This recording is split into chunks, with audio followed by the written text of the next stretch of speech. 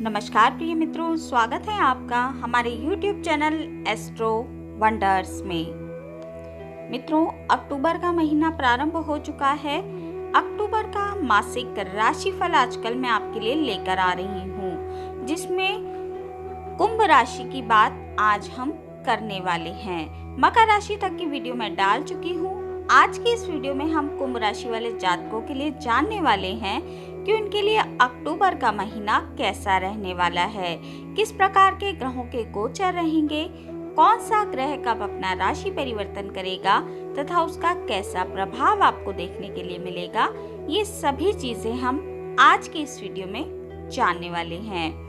हम कुंभ राशि वाले जातकों के लिए उनके स्वास्थ्य, शिक्षा, करियर, आर्थिक पक्ष, नौकरी, जो नौकरी की तलाश में है उनके लिए भी, बिजनेस, प्रेम, आपका वैवाहिक जीवन, संतान, आपकी शादी, परिवार, भाग्य, यात्रा आदि सभी विषयों पर बात करने वाले हैं।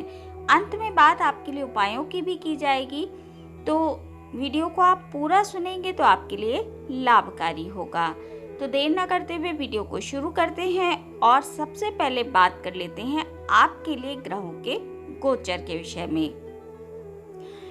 सबसे पहले बात आपकी राशि के स्वामी की कर लेते हैं, शनि। शनि आप ही की राशि पर वक्री अवस्था में गोचर कर रहे हैं। इसी के साथ ही आपको 7.5 की दूसरी ढैया चल रही है। शनि 4 नवंबर तक वक्री अवस्था में ही रहने वाले हैं। अक्टूबर के महीने में शनि किसी प्रकार का कोई परिवर्तन नहीं करेंगे। गुरु भी वक्री अवस्था में ही गोचर कर रहे हैं, आपके तीसरे भाव में गोचर कर रहे हैं। गुरु भी अक्टूबर के महीने में किसी प्रकार का कोई परिवर्तन नहीं करेंगे। इसी प्रकार से आपके तीसरे भाव में वक्री अवस्था में ही गोचर करने वाले हैं। बात यदि राहु की जाए तो राहु भी आपके तीसरे भाव में गोचर कर रहे हैं। 30 अक्टूबर को राहु अपना राशि परिवर्तन करेंगे और आपके दूसरे भाव में प्रवेश कर जाएंगे। 30 अक्टूबर तक यानी अक्टूबर के पूरे महीने में राहु आपको तीसरे भाव का ही प्रभाव देने वाले हैं। वहीं केतु आपके नवम भाव में गोचर कर रहे हैं। केतु भी 30 अक्टूबर को अपना राशि परिवर्तन करेंगे और आपके अष्टम में प्रवेश कर जाएंगे। 30 अक्टूबर तक केतु भी आपको आपके भाग्य भाव का ही प्रभाव देने वाले हैं। मंगल आपके भाग्य भाव में गोचर कर रहे हैं और पूरे अक्टूबर के महीने में मंगल आपके भाग्य भाव में ही रहने वाले हैं। बात यदि बुध की जाए तो बुध 19 अक्टूबर तक आपके अष्टम भाव में गोचर करेंगे। 19 अक्टूबर को बुध अपना राशि परिवर्तन पुनः करेंगे। अभी 1 अक्टूबर को बुध ने अपना राशि परिवर्तन किया है, उसके बाद 19 अक्टूबर को दोबारा राशि परिवर्तन बुध करने वाले हैं। राशि परिवर्तन के बाद बुध आपके नवम भाव में प्रवेश करेंगे। 19 अक्टूबर तक बुध आपको आपके अष्टम भाव का ही प्रभाव देने वाले हैं। सूर्य भी बुध के साथ ही आपके अष्टम में गोचर कर रहे हैं। 17 अक्टूबर को सूर्य भी अपना राशि परिवर्तन करेंगे और आपके भाग्य भाव में प्रवेश कर जाएंगे। शुक्र आपके सप्तम भाव में गोचर कर रहे हैं और पूरे अक्टूबर के महीने में शुक्र यहीं पर गोचर करने वाले हैं। मित्रों, चंद्रमा की बात हम इस वीडियो में नहीं करेंगे क्योंकि चंद्रमा हर 2.25 दिन में अपना राशि परिवर्तन कर लेते हैं, जिसके कारण चंद्रमा के प्रभाव को मासिक रूप से बताना संभव नहीं हो पाता है। इसके लिए मैं आपके लिए साप्ताहिक राशिफल लेकर आती हूँ, जिसमें हम चंद्रमा को केंद्र में रखकर साप्ताहिक राशिफल पर बात करते हैं। तो हमने ग्रहों के विषय में जाना कि कौन सा ग्रह कब अपना राशि परिवर्तन करेगा तथा कब तक आपकी किस भाव में गोचर कर रहा है। अब जान लेते हैं इनके प्रभावों के विषय में। बात सबसे पहले कुंभ राशि वाले जातकों के स्वास्थ्य भाव की कर लेते हैं कि उनका स्वास्थ्य का पक्ष इस महीने कैसा रहने वाला है। मित्रों, आपको 7.5 की दूसरी ढैया चल रही है, जिसमें स्वास्थ्य संबंधी जो दिक्कतें हैं वो लगातार बनी रहती हैं। स्पेशली हड्डियों संबंधी दिक्कतें रहती ही हैं। फ्रैक्चर आदि की संभावना भी आपके लिए बनी हुई है। तो आपको उस चीज़ का थोड़ा सा ध्यान रखना चाहिए ताकि चोट चपेट ना लगे और फ्रैक्चर ना हो। तो इस लिहाज से स्वास्थ्य आपका थोड़ा कमज़ोर रहेगा। वैसे आपका स्वास्थ्य इस महीने ठीक ठाक दिखाई दे रहा है, क्योंकि बुध 19 अक्टूबर तक अपने ही भाव में गोचर कर रहे हैं। कोई बहुत बड़ी परेशानी आपके स्वास्थ्य में इस महीने नहीं होगी, परंतु सिर दर्द या बुखार जैसी समस्याएं आपको हो सकती हैं। छठे भाव के स्वामी आपके चंद्रमा बनते हैं, तो कुंभ राशि वाले जातकों के लिए स्वास्थ्य में उतार चढ़ाव वैसे भी लगा रहता है। तो फिर आपको इस महीने भी मौसमी बीमारी होने की संभावना बनती है। बाकी कोई विशेष बड़ी परेशानी आपके लिए इस महीने दिखाई नहीं दे रही है। बात यदि आपकी शिक्षा की जाए तो शिक्षा का जो पक्ष है वो आपका मिला जुला रहने वाला है, क्योंकि आपके शिक्षा भाव के स्वामी जो हैं वो अष्टम में गोचर कर रहे हैं। अष्टम जो भाव होता है वो गूढ़ विद्याओं के लिए बहुत अधिक उत्तम माना जाता है।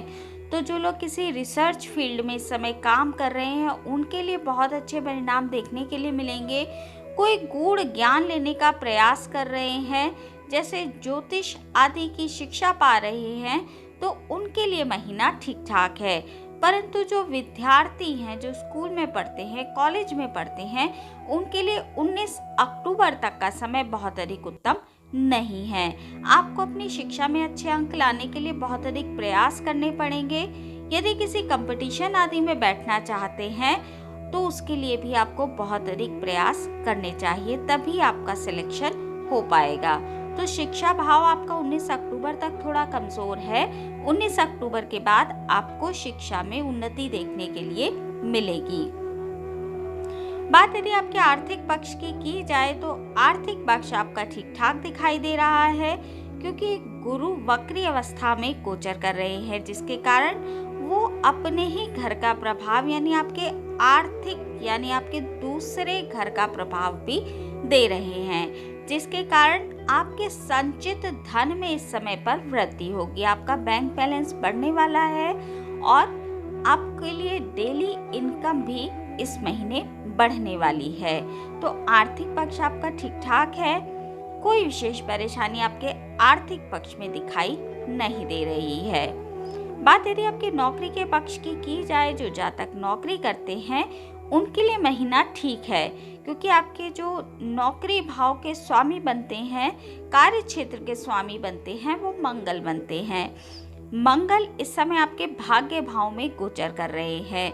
तो जो लोग नौकरी के लिए ट्राई करना चाहते हैं, इंटरव्यू आदि देना चाहते हैं या नौकरी में किसी प्रकार का बदलाव करना चाहते हैं, उनके लिए समय ठीक दिखाई दे रहा है, क्योंकि आपके भाग्य भाव में 19 अक्टूबर से बुध का भी गोचर होगा, 17 अक्टूबर से सूर्य भी आ जाएंगे और मंगल पहले से ही यहाँ पर गोचर कर रहे हैं, जिसके कारण इस महीने नौकरी करने वाले जातकों के लिए अच्छे परिणाम देखने के लिए मिलने वाले हैं। यदि आप नौकरी के सिलसिले में किसी कंपटीशन में बैठ रहे हैं तो आपको लाभ देखने के लिए अवश्य मिलेगा।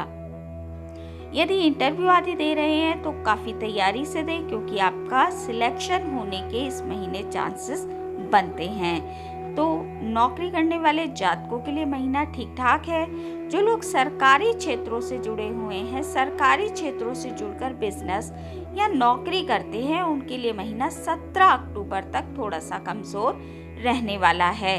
17 अक्टूबर के बाद सरकारी क्षेत्रों से जुड़े लोगों के लिए भी अच्छे परिणाम देखने के लिए मिलने वाले हैं। 17 अक्टूबर तक आपको थोड़ा सा संभल कर रहने की आवश्यकता है। आपके सीनियर्स या फिर किसी चीज़ में आपको दिक्कत आदि का सामना सरकारी क्षेत्रों से करना पड़ सकता है। तो 17 अक्टूबर के बाद आपके लिए भी योग अच्छे बनते हैं।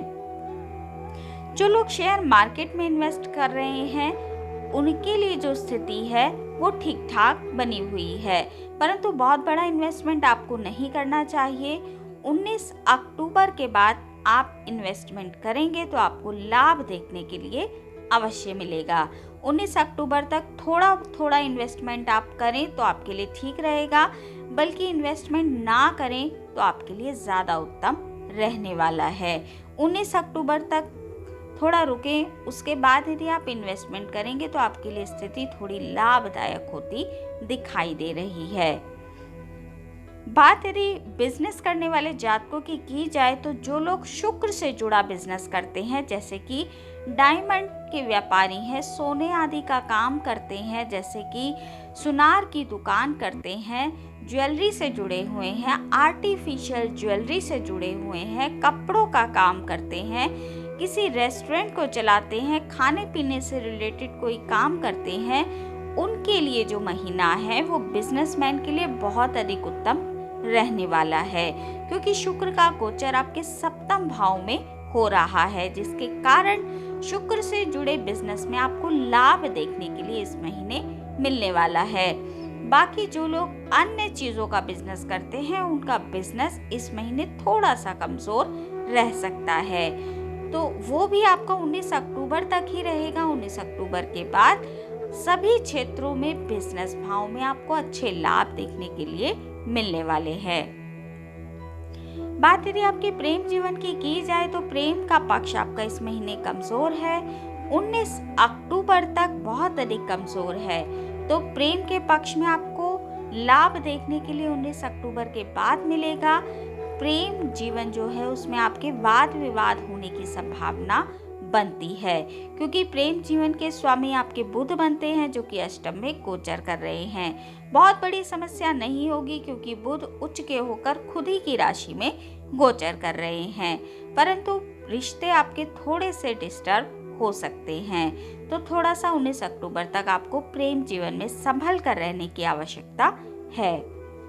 बात यदि आपके वैवाहिक जीवन की जाए तो वैवाहिक जीवन आपका मिला जुला दिखाई दे रहा है।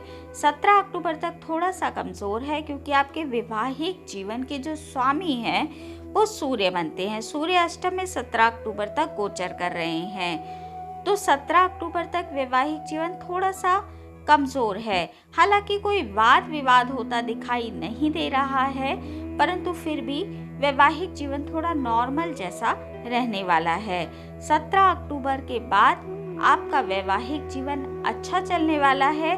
काफी अच्छा समय आप अपने जीवन साथी के साथ बिताने वाले हैं। वैवाहिक लोगों के लिए जो अक्टूबर का महीना है ये मिला जुला है, कोई बड़ी परेशानी नहीं है, महीना आपके लिए नॉर्मल दिखाई दे रहा है। यदि आप कुंवारे हैं और विवाह के लिए प्रयासरत हैं तो अपने प्रयासों को थोड़ा सा बढ़ाएं, क्योंकि 30 अक्टूबर के बाद राहु का जो प्रभाव है वो आपके सप्तम भाव से हट जाएगा, जिसके कारण आपके विवाह के लिए बहुत अच्छे योग बन जाएंगे।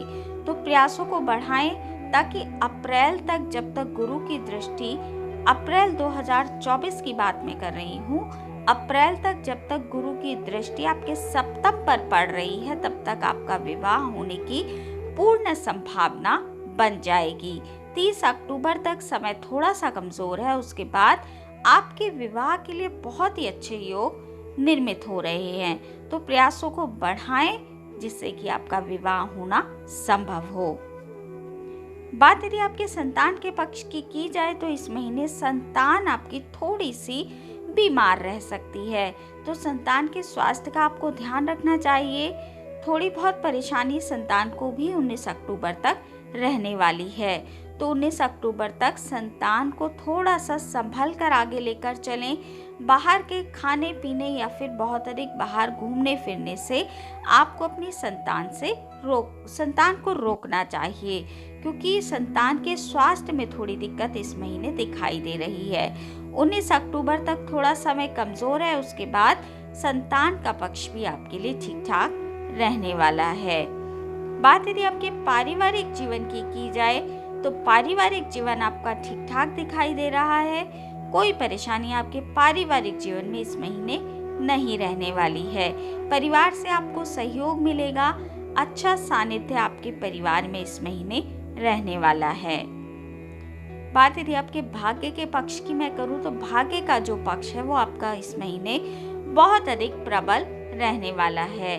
स्पेशली 17 अक्टूबर के बाद आपका भाग्य भाव आपका बहुत अधिक साथ देने वाला है।